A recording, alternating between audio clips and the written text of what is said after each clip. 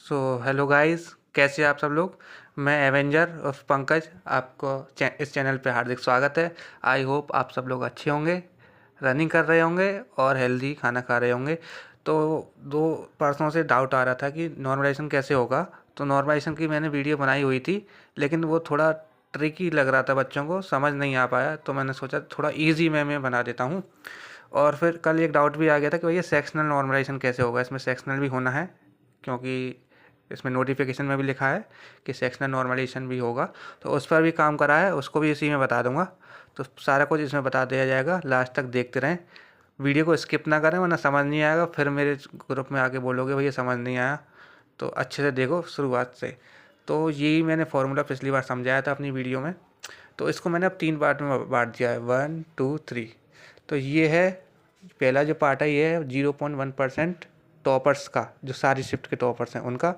ये है एवरेज, सारे शिफ्ट के एवरेज।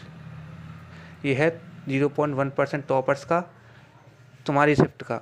ये है तुम्हारी शिफ्ट का एवरेज। तो ये वाला 1 जो भी है, 1 पार्ट है, ये कभी नेगेटिव नहीं हो सकता। ठीक है। दूसरा पार्ट ये है MIJ, ये है MIQ, ये है MQGM। तो MIQ तुम्हारे शिफ्ट का एवरेज है, तुम्हारा रो मार्क्स है, या तुम्हारी शिफ्ट का एवरेज है।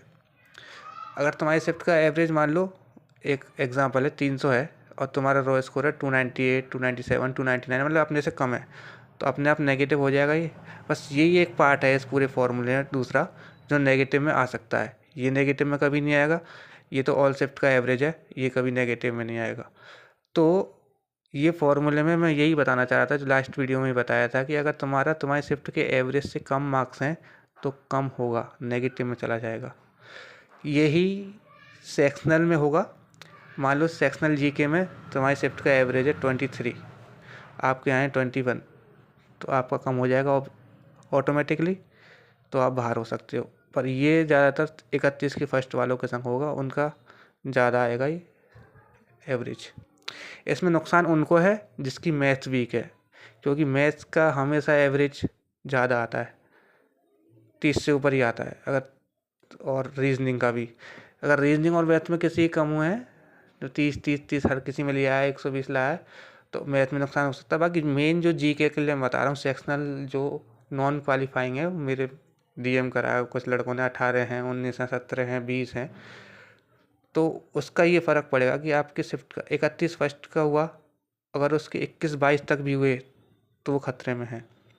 31 की सेकंड का एवरेज कम है, लेकिन उनका बढ़ेगा नहीं। जैसे 20 एवरेज आ गया और 18 वाला है, 18 नंबर है तुम्हारे, तो नहीं बढ़ेंगे। मान लो 18 भी एवरेज आ गया और तुम्हारे 18 ही हैं, तो अभी नहीं बढ़ेंगे, तो गए आप।